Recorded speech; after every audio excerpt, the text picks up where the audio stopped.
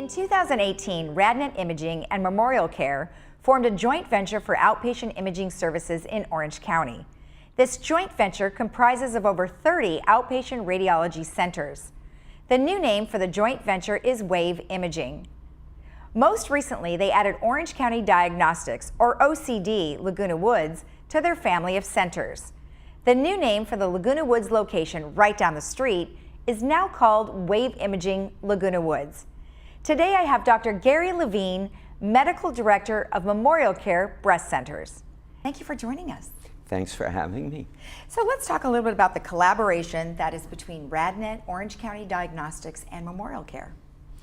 Right, this partnership has been very beneficial. It's really allowed the formation of 30 plus imaging centers throughout Southern California and really improves access for patients.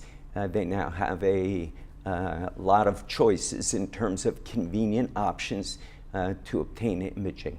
Now, they used to go to BreastLink as well as Orange County Diagnostics. So now how does that change? Right. In terms of specifically breast imaging, there now is Memorial Care Breast Center at Saddleback, which the former BreastLink and the Orange County Diagnostic Imaging have folded into. So now all breast imaging will be done at the Memorial Care Breast Center at Saddleback. Okay, all right, great.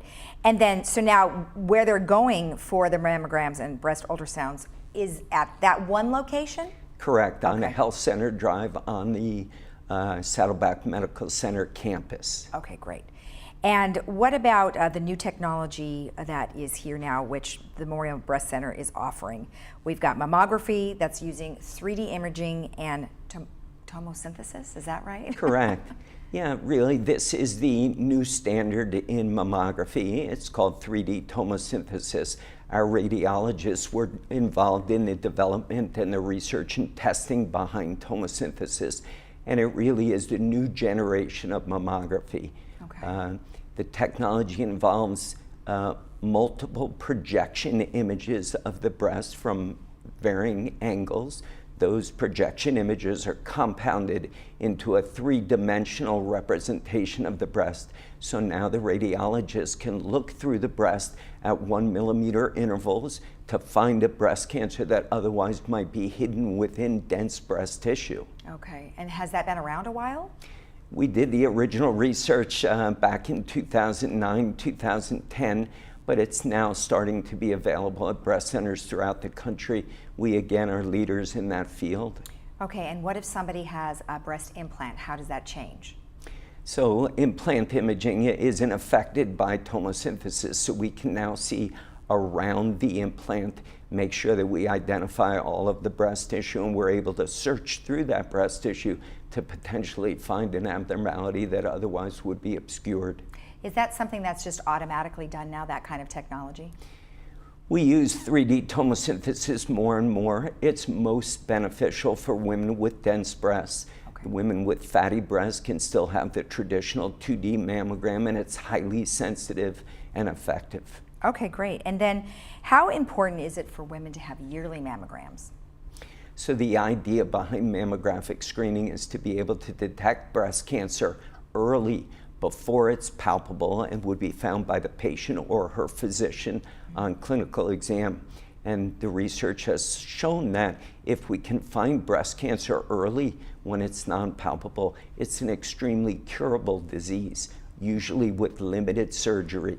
Right, and there's been some discussion about age, like when do you start? Because I know that has been varying over the years.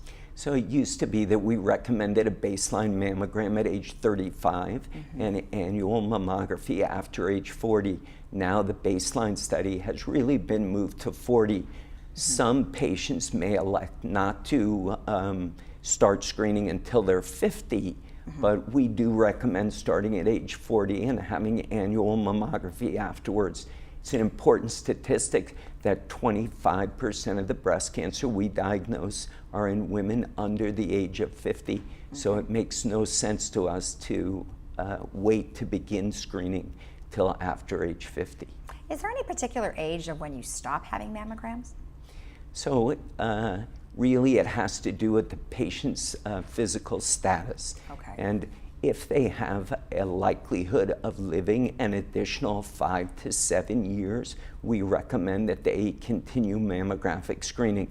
If they have other medical problems, which makes their life expectancy short, then it really makes no sense to screen any longer.